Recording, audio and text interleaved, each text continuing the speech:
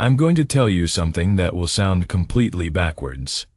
The harder you try to attract a woman, the less attractive you become. And the moment you stop trying, everything changes. This isn't about playing games. This isn't about pretending you don't care. This is about understanding a fundamental law of human psychology. People are drawn to what doesn't need them. Let me show you exactly how this works. And more importantly, how to use it. 3 years ago, I was at a party. There was this girl everyone was trying to talk to. Guys were hovering, buying her drinks, laughing too hard at her jokes, competing for her attention. And she was loving it but giving nothing real back. I wasn't interested in playing that game, so I just talked to other people. Had real conversations. Laughed genuinely. Completely ignored her existence. About an hour later, she came up to me and opened the conversation herself. "You're the only guy here who hasn't tried to talk to me." "Why?" I just smiled and said, "I didn't realize I needed a reason." Then I turned back to my conversation. 5 minutes later, she was still there, working to keep my attention. That moment taught me everything about effortless attraction. It's not about being rude. It's not about ignoring women. It's about understanding that attraction happens when someone feels like they have to earn your attention, not the other way around. The first principle of effortless attraction is this: become the magnet, not the metal. Most men approach attraction like they're metal shavings trying to stick to a magnet. They chase, they pursue, they bend their behavior to match what they think she wants. And it repels her every single time. Why? Because when you chase, you communicate low value. You're essentially saying, "You're the prize, and I'm trying to win you." And nobody is attracted to someone who sees them as above their level. But when you become the magnet, when you live your life with purpose and presence, people naturally get pulled into your orbit. You don't have to do anything. Your energy does the work. Here's how you become the magnet. You prioritize your mission over any woman. You have things going on that matter more than dating. A business you're building. A skill you're mastering. A body you're transforming. A life you're designing. And here's the key. You're not doing these things to attract women. You're doing them because they matter to you. But the side effect is that women notice. They see a man who isn't desperate for validation. A man who isn't rearranging his entire schedule to accommodate her. A man who has standards. That's magnetic. I'll give you a practical example. I used to drop everything the moment a girl texted. Cancel plans with friends. Rearrange my day. Make her the center of my world. And every time she'd lose interest within weeks. Then I flipped it. I kept my commitments. If I was at the gym, I finished my workout before replying. If I was with friends, I stayed present with them. If I was working on a project, I didn't let her interrupt my flow. At first, I thought I'd lose opportunities. Instead, the opposite happened. Women started chasing harder.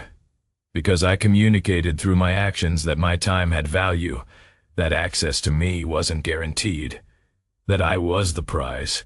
You don't need to say any of this. Your behavior says it for you.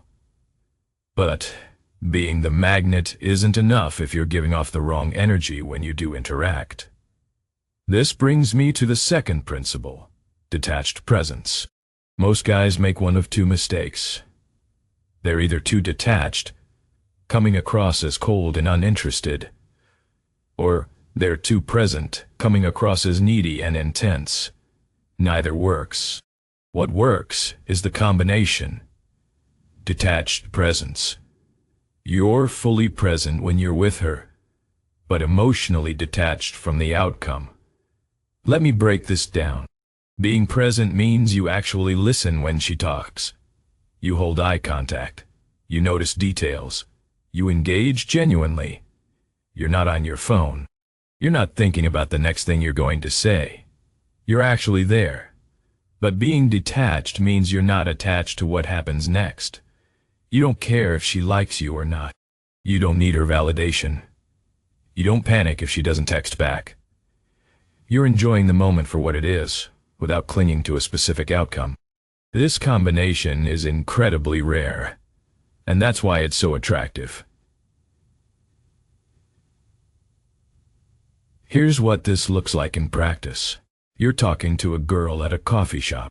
You're giving her your full attention, asking real questions, creating a genuine connection. She's laughing. The energy is good. Then your phone buzzes. You glance at it and say, "I've got to run, but this was fun. See you around," and you leave. No asking for her number. No trying to extend the conversation. No clinging to the moment. You were fully present while it lasted, then detached when it ended. Two things happen. First, she feels the quality of your presence and wants more of it. Second, she respects that you're not desperate to lock her down. That combination creates attraction. Compare that to what most guys do. They'll stay in the conversation until it dies naturally, then awkwardly ask for her number with the energy of someone begging for approval. Even if she gives it, the attraction is already damaged. Here's the mindset shift. Treat every interaction like you're tasting wine, not buying a house. You're sampling the moment, seeing if it's good, enjoying what's there. But you're not trying to possess it.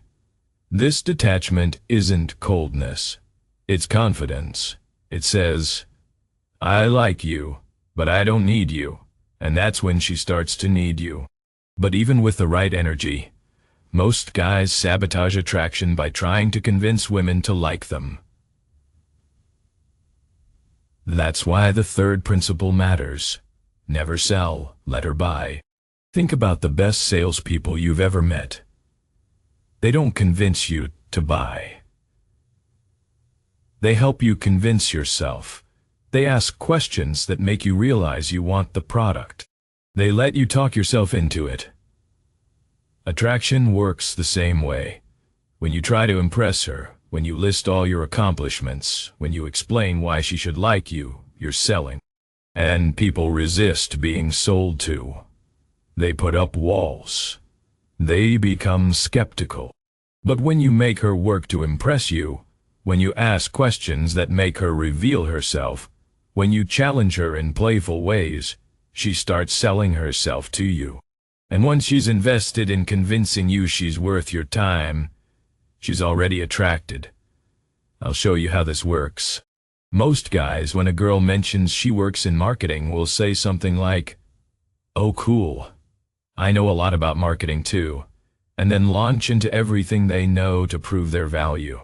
Instead, try this. Marketing. That's either creative and exciting or boring and corporate. Which side are you on? See what happened? You didn't try to impress her. You challenged her to impress you. You made her categorize herself and explain which side she's on. Now she's working to show you she's on the interesting side. Or let's say she mentions she travels a lot. Most guys respond with, "Oh, I love traveling too. I've been to Thailand, Japan, Italy." Trying to match or one-up her. Instead, everyone says they love traveling. Most people just mean they like taking Instagram photos at tourist spots. Are you actually curious about places or just collecting stamps? Again, you flip the script. She now has to prove she's not basic. She's qualifying herself to you. This works because humans are naturally competitive. When you subtly communicate that your attention is valuable and she hasn't earned it yet, she instinctively wants to earn it. But here's the important part. This isn't about being arrogant or rude. It's about having standards and not handing out validation for free. You're genuinely curious to see if she's interesting. You're just not assuming she is until she shows you. The psychology behind this is called the principle of investment. The more someone invests in something, the more they value it. When she invests time, energy, and effort into proving herself to you, she becomes more attracted to you. Not because you did something impressive, but because she convinced herself you're worth impressing. Let her do the work. Your job is just to set the frame. And once the frame is set, once she's investing, the final piece is knowing when to pull back. This is the fourth principle: strategic withdrawal. Attraction isn't a straight line. It's a wave. Push and pull. Presence and absence. Warmth and distance. You give a little, then you take it away. Not as a game, but as a rhythm. Here's why this works. When you're consistently available, she gets comfortable. Comfort kills tension. And tension is what creates attraction. But when you create space after connection, when you withdraw slightly after she's felt your presence, her brain panics. Wait, where did he go? Did I do something wrong? Does he not like me anymore? And that panic reignites attraction. I'll give you a real example. I was seeing this girl for a few weeks. We had great chemistry. One night after an amazing date, instead of texting her the next day like I normally would, I went silent for 3 days. Not because I was playing games, but because I genuinely had things going on. When I finally reached out, her energy was completely different. She was warmer, more eager, more invested. Those 3 days of space made her realize she didn't have me locked down, and it amplified everything. Here's the pattern. Create a peak moment, then step back. Don't disappear forever. Just create enough space that she notices your absence. In practical terms, this means, after a great conversation, don't text her constantly. Let a day pass. After a great date, don't immediately plan the next one. Give it some breathing room. After she shows high interest, pull back slightly. You're training her brain to associate you with the feeling of wanting more. And that wanting is what attraction actually is. Most guys do the opposite. They feel attraction building and immediately try to capture it by increasing contact. They text more. They become more available. They lock down the next date immediately. And the attraction deflates like a balloon. Think of attraction like a campfire. You can't smother it with too much wood. You need space between the logs for air to flow. That space is what keeps the fire burning. The same applies here. Space between interactions keeps the fire alive. But here's what ties all 4 principles together: authenticity. Because none of this works if you're faking it. You can't pretend to be the magnet if you're actually desperate inside. You can't fake detached presence if you're emotionally clinging. You can't make her qualify herself if you don't actually have standards. You can't strategically withdraw if you're just playing games. The real power comes when these principles are genuine expressions of who you are. When you actually have a life you're excited about. When you actually enjoy your own company. When you actually have standards and boundaries. When you actually value your time and energy. That's when effortless attraction becomes real. Because you're not trying to attract anyone. You're just being someone worth being attracted to. And the beautiful part? Once you become that person, you stop worrying about attracting women. They just show up. Not because you have some magic trick, but because you've built a life that's magnetic by nature. So here's the framework. Stop chasing. Build a life that matters. Be fully present, but emotionally detached. Make her work to impress you. Create space after connection. And do all of it from a place of authenticity. That's effortless attraction. And it works because it's real.